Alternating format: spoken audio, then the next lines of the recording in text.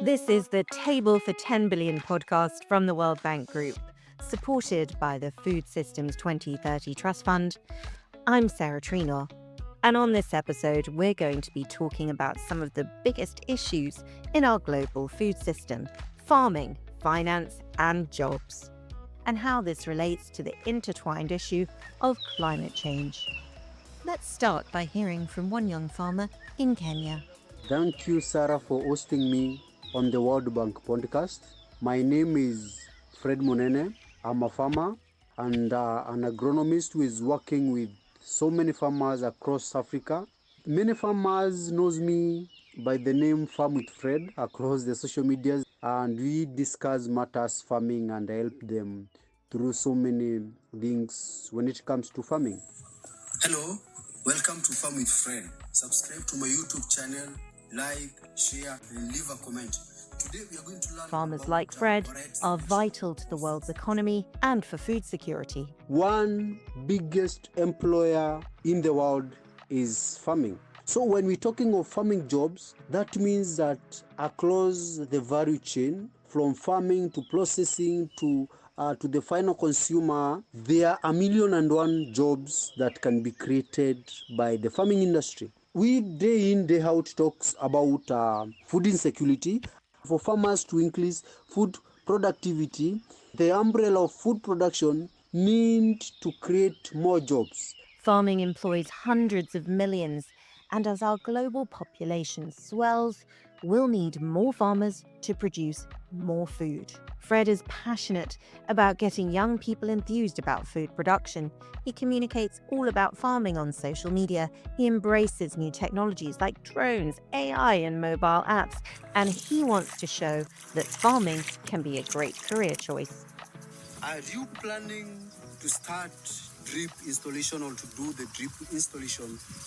This is for you. As a farmer or as a drip technician. At the moment, we are experiencing so many unemployed youth, so many unemployed people. What about in future? The population is increasing day in, day out. So we need to think about the future. Rural development will only happen if we concentrate on farming, because farming will help sustain rural community, provide employment opportunities, and also support local businesses. And among the biggest issue farmers are facing here in Africa is access to finances. In addition to a growing population, we also have a warming world in which the global agri-food system is a big emitter of greenhouse gases. So how can we reduce emissions in the food system while also supporting smallholder farmers and SMEs, providing the financing they need and supporting the jobs of the future? That's what we'll be talking about here on the podcast. We'll be hearing how the private sector plays an important role. Sometimes some of the farmers will work with, when we help them to open a bank account and get financially included, that account becomes an infrastructure for the whole households. About the balance between innovative technologies to drive emissions reduction in agriculture and support for livelihoods. It has to be an approach that allows for increased productivity, increased livelihoods, but also trying to mitigate some of the emissions coming from the food sector. And we'll be getting the view from the World Bank Group about the new plan to double its commitment to agri-finance and agribusiness by 2030. We'll be getting the details and much more. The payoffs will be much, much bigger than the costs. And this is, I think, what people need to keep in mind. We can expect almost $4.3 trillion in economic, environmental, and social benefits. So this is really very good value for money. That's all coming up in this episode of Table for 10 Billion, a podcast from the World Bank Group.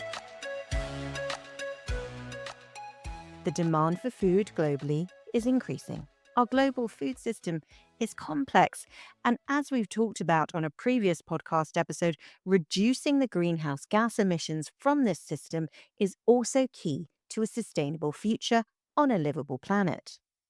There's also the matter of jobs. In many low and middle income countries, a young population is driving the need for more job creation, and fast. Fred, our farmer in Kenya, explained more. I asked him about some of the biggest hurdles he and others face when trying to expand their farms and their opportunities. Access to finances is a big issue. In Africa, we are day in, day out talking about food security. Food security can only be achieved through financing. When we talk of productivity, we talk of quality seeds, we talk of fertilizers, we talk of pest and disease control, we talk of market access, we talk of technology, we talk of farm equipment, we talk of the adoption of new technology, and also better quality crops to improve our production. And as we speak, access to credit for farmers is not easy. Majority of the small scale farmers are not small scale farmers because they want to be small scale farmers.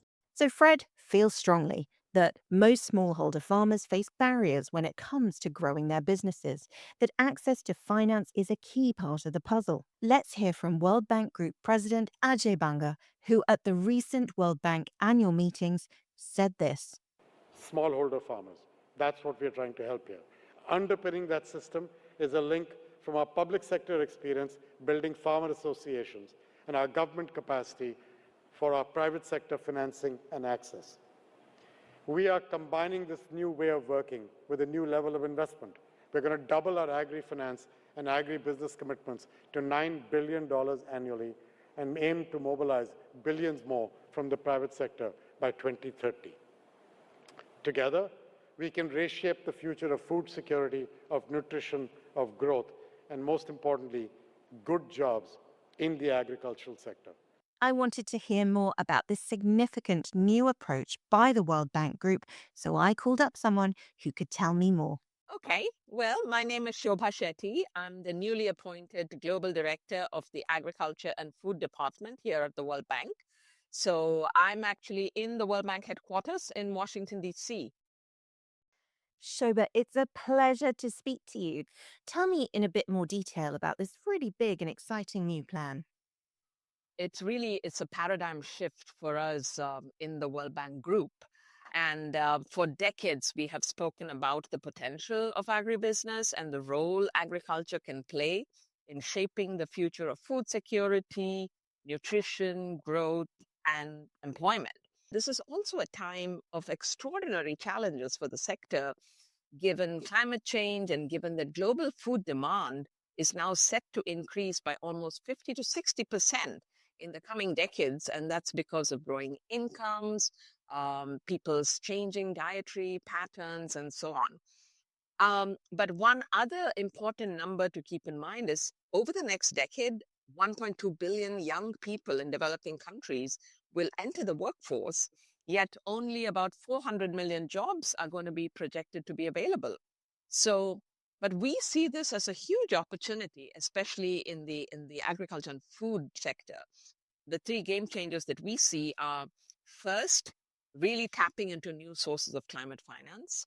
Second, the availability of new tools for de-risking private investments, such as the credit guarantees that we have in the World Bank Group, insurance products, and the like. And thirdly, there are all these emerging digital technologies that now can provide farmers with access to information, access to markets, and really provide a digital footprint as far as their access to credit is concerned. So we see these three emerging shifts as really having the potential to fundamentally reshape how we do agri-finance and do agribusiness going forward. So our president announced a strategic shift in our work, which is aimed to ultimately, I think, deliver a better quality of life, better job opportunities along the agriculture and food value chain. So today, the World Bank Group, on average, finances about $4.5 billion a year for agri-finance and agribusiness. And this has contributed actually to making almost 200 million people around the world more food secure. But now this new goal that we have to transform the agri-finance and agribusiness landscape for smallholder farmers, powered by $9 billion in annual investments by 2030, And this will be a very holistic way, looking at the entire ecosystem, bringing the best of the World Bank from the public sector side, IFC and MEGA from the private sector side. And this can also mobilize another $5 billion in private capital each year. So the target of $9 billion on average by 2030, I think, is an ambitious one. But with the entire World Bank group sort of coming together in this holistic way, I think it's definitely achievable. Could you explain a bit about the situation that farmers face now? What are some of the big issues that the World Bank is addressing? So most farmers and the small and medium enterprises today operate informally, and they rely on limited family and community resources. So, and in many cases, when they need access to finance, this is at exorbitant rates. And also the tenor of financing, the duration of the financing doesn't align with the longer repayment timelines that characterizes the sector. And the other issue is that farmers often lack official IDs, collateral, and credit histories. And, so that makes them actually quite a high risk for lenders and financial institutions. So in addition, smallholders also face challenges like, the weather risks, the low yields, limited market access, and overall just, insufficient information.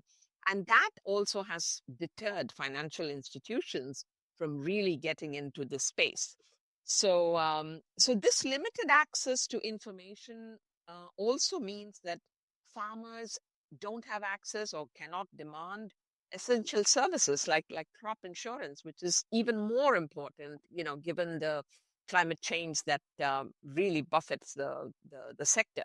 So these high climate change risks and the high cost of these small agricultural loans really limit competition as well, and then leave farmers really dependent on just public or government support, and this ultimately reduces job creation along the value chain. So the approach that I described earlier, which President Banga likes to call the ecosystem approach, so this really addresses it both from the public sector side as well as from the private sector side, because the idea is, to try and bring more private capital in, to bring in more financing to these small and medium enterprises, to these producer groups and cooperatives, so that, we get value addition along the chain. And this is what is going to help create new jobs, from farm to fork, so to speak. And that point that Shobha makes about the private sector is one I wanted to hear more about. My name is Ayodeji Balogun. I'm the group CEO of AFEX. It's a pleasure to have you with us, Ayo. Tell me, what is AFEX? So AFEX is a platform. What we try to do is to create a market system for agricultural commodities across Africa. So when you think of it, on one side, the producers, smallholder farmers, larger commercial farmers as well, and how they can produce more efficiently and have a market where they can sell their agricultural produce. Then on the other side, you have the food and beverage companies, the feed mills, that use these commodities to produce the food we eat. They are the buyers on the platform, and then we provide both the technology platform, but the logistics and trade infrastructure and the financing needed to ensure that we have farmers producing productively, earning a good, decent livelihoods from their work, making sure the food is secure and nutritious when it gets to the factory, and ensuring that the factories can run and provide the foods that we all eat daily. Why did you decide to launch AFEX? What was the issue that you really wanted to address? What was the gap in the market?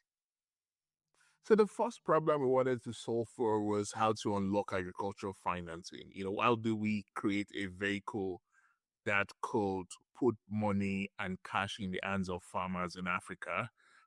Because we knew that when they had the right type of funding at the right time, they will produce more efficiently, and then they'll earn more, and you'd have better livelihoods. And 70% of adult population of working adult population in Africa are smallholder farmers. So it was a very right intervention point to come in and solve for livelihoods of people on the continent. That was the entry point. So we then sort of looked at what are the tools that we could use to achieve this. And the problem, the more you looked, then it was like, this is a bigger systemic problem, of a market solution. And typically, when you look at capital formation every time over history, capital markets are the right vehicle to solve for this. So that was what brought us to setting up a commodities exchange for the African continent. Farming is really important in terms of jobs for the next generation entering Africa's workforce, isn't it? And finance is really an important piece of that puzzle. No, absolutely. I think the first time, particularly on the African continent, we have farmers who are educated. They're on the internet. They have a phone. They have a mobile wallet. Sometimes some of the farmers we work with, when we help them to open a bank account and get financially included, that account becomes an infrastructure for the whole households. When they take a loan from us to produce for the first time, they say for 3 generations, this is the first time somebody in this house is getting a formal loan. We would love to see more of this kind of innovations and celebrate them. But it's the solutions that are critical. Let's hear from Fred again, our farmer back in Kenya. He told me about how climate change impacts his business and why insurance for farmers like him is critical. As we speak, we are experiencing climate change. We've seen floods in all part of Africa. Kenya was highly affected by floods in the months of May and June. It was terrible. Who is going to make sure that these farmers are compensated, or these farmers come out again and continue farming? That's why I'm talking about resilience and shock. And resilience and shock can only be achieved through savings and also access to insurance. Let's return now to Shoba at the World Bank in Washington, D.C. As you know, climate change is already significantly impacting the world's agriculture and food supply. Over the past 30 years, climate disasters have caused almost $4 trillion in crop and livestock losses. That's huge. That's almost 5% of the value that agriculture generates every year. But the way food is produced and brought to the table is also a major contributor to climate change. So the food system is both a victim as well as the driver of a lot of these issues that we're seeing today, including being responsible for almost a third of global greenhouse gas emissions. That is much more than the emissions from electricity and heating combined. So the food sector needs to reach net zero by 2050 if we want to limit global warming to 1.5 degrees from pre-industrial levels. So today, agriculture and food systems receive only about 4% of global climate finance. So this is definitely a priority for us. But as we outlined in our recent report, Recipe for a Livable Planet, the solutions are there and many are cost effective. So we need to multiply our current investments almost 18-fold to $260 billion a year by 2030 to cut emissions in half and reach net zero by 2050. But the payoffs will be much, much bigger than the costs. And this is, I think, what people need to keep in mind. We can expect almost $4.3 trillion in economic, environmental, and social benefits. So this is really very good value for money. Value for money indeed. Many thanks, Shoba.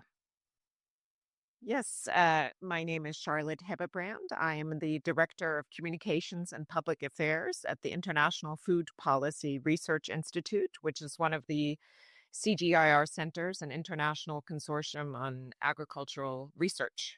So our researchers, around 600 around the world, many of them in the field, are collecting data and evidence to help inform policies. So our focus is on sustainably reducing hunger and malnutrition and ending poverty. I got in touch with Charlotte to ask her about a really interesting and important report she's been a part of, looking at agriculture and emissions reduction. The International Energy Agency has been leading something called the Breakthrough Report for a number of years, which tries to really identify solutions for reducing greenhouse gases across the board. And then the CGIAR has been working in the last 2 years on providing a deeper dive on the agricultural sector specifically. So this time, the report has just been released. It looks it's a standalone report just on agriculture. So we know that globally, the agri-food systems contribute to about a third of total greenhouse gas emissions. So that's really quite substantial. And then within that, if you look just at agriculture, forestry, and land use, it's 21% of global greenhouse gas emissions. So the aim of the report this year is to take a deeper look at a couple of different technologies that could help to drive emissions reduction from agriculture.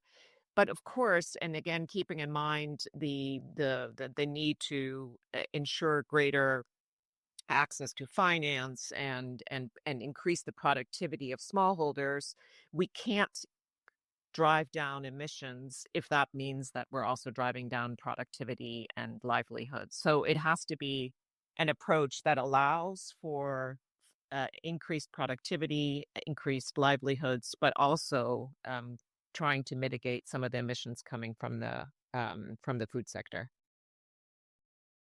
And how is that done, Charlotte? Tell me about how climate finance can help this goal of emissions reduction in the global agri-food sector while also supporting livelihoods.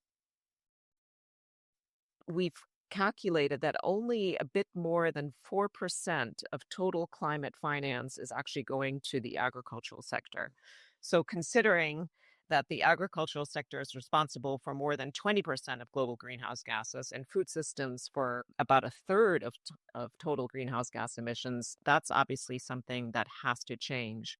So the report really makes a strong call for increasing finance to address the climate topic within agriculture. Give me an example, if you wouldn't mind, about how this could work. The report calls for more concessional loans and grants to allow low and middle income countries a greater access to some of these technologies that can actually reduce emissions from the ag sector.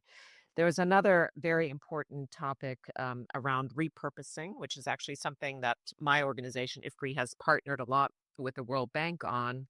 And that is looking at, we know that today, on average per year, governments around the world are spending between $600 and $800 billion on agricultural support. So this is support from the government that is intended to get to farmers. Unfortunately, a lot of that support is really not going in a direction that would encourage farmers to reduce emissions. So there's a need to, a lot of it is income support essentially. So there's a need to look at how one could quote unquote repurpose that kind of agricultural support so that more of it is going to, let's say, research and development, which we know funding in research and development is actually one of the most effective ways to make agriculture more sustainable. So this is a big topic. So that would be a source of funding that's already being spent, but it's just a question of redirecting it in order to make it more effective also from a sustainability perspective. There are also a number of green finance frameworks. So the report makes the recommendation that if some of the proven technologies, such as the ones that we highlight in this breakthrough report, were included in those frameworks, then that would allow the taxonomy of countries to include those technologies and facilitate more green finance coming to specific solutions. So those are just some of the suggestions that the report makes on how to get more money flowing to solutions to reduce emissions from agriculture. And technology and research is really important here, isn't it, Charlotte, when we talk about, for example, fertilizer use?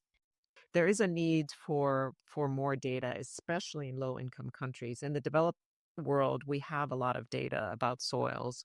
So there's definitely a need for more data to make these tools even more powerful, but there's tremendous potential. And so the report, the Ag Breakthrough, already discusses a number of these support tools that have been used. But we also know that we need to do more to increase their uptake by farmers. So there are some interesting ideas about bundling some of these support tools because smallholder farmers obviously have other needs besides precise fertilizer application. So there are now solutions out there that would also allow farmers to understand what kind of access to finance they may have. There are solutions that give them improved weather forecasts. So bundling these kinds of solutions together, sometimes even insurance that can cover smallholder farmers from weather related losses. If you bundle some of these solutions together and offer them to smallholders, then you're providing sort of a one-stop shop for many of their needs. So this is an area that is really, really being looked at closely by a number of people, including the CGIAR. So IFPRI is doing a lot of work on how can you actually ensure increased uptake of some of these digital tools, and then the agronomics are being provided by a number of other centers within the CGIAR to make sure that the plant nutrition related information in those decision support tools is adequate and appropriate. Let's hear from Io at AFEX again. I asked him if there's anything he's found particularly inspiring from his work that he could share. Yeah, so the one, the many of them, the one that always comes to mind, top of mind is, what we call the Nasara women. This were a group, it was a community in Kaduna State in Nigeria, where the United Nations Millennium Development Project designed a city. It was like a millennium village, was what it was called, where, they set up the school, they set up the community, they put in the health infrastructure, really saying, what should a village look like, as we get into the new millennia.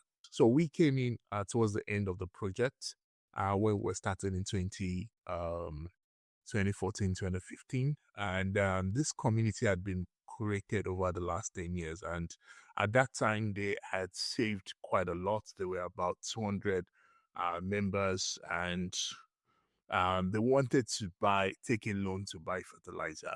So before that time, the program would have given them the fertilizer free of charge, and they would have farmed. And the program had come to an end, and they had cash for about 40% of the total cost of the fertilizer.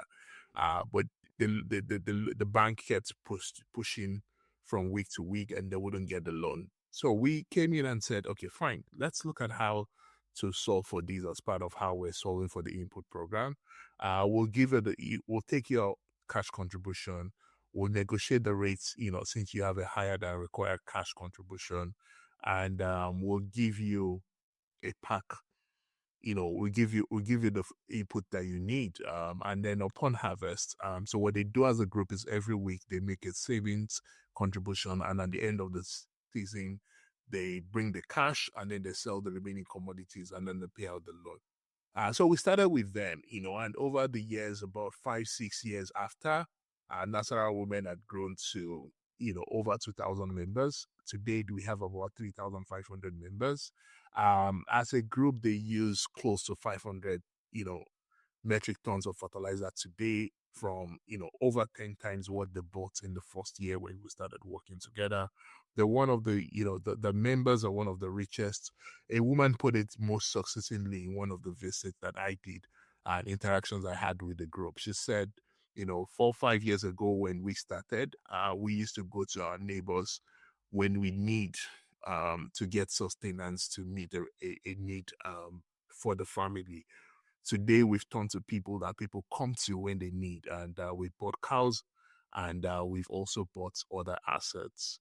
And for me, I think that just shows the power of the plate of food.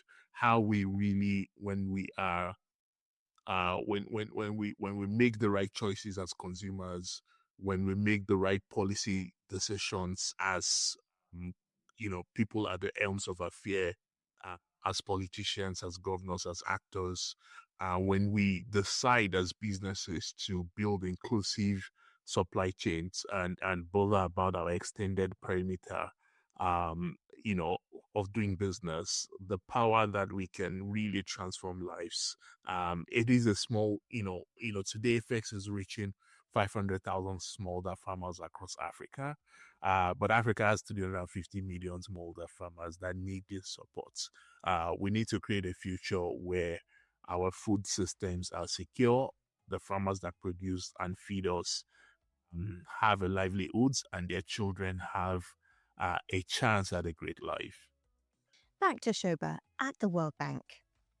And let me give you sort of one great example of how we're coming together as the World Bank Group. So in Brazil, a World Bank Group initiative, which is supported by a $400 million World Bank loan to Banco do Brasil and an $800 million MEGA guarantee for conservation agriculture, in combination with a $1.3 billion program to support family farms and providing them with matching grants and technical assistance. And these are the farmer cooperatives. So as you can see, we're working on all aspects here. And this effort is really going to promote conservation agriculture in almost 1 million hectares in the Amazon and the Cerrado ecoregions. And I wanted to end this episode with Fred. I asked him to tell me if he feels optimistic about farming jobs for the future. Farming job will offer opportunities to work with cutting-edge technologies and also contribute to different innovation. I'm so much excited by what is ongoing at the moment. The cake is so big for Lazo if we see the opportunities in farming. Bye, Sarah. Well, that's all for this episode of Table for 10 Billion from the World Bank Group, supported by the Food Systems 2030 Trust Fund. I'm Sarah Trino. We'll be back soon, and many thanks for listening.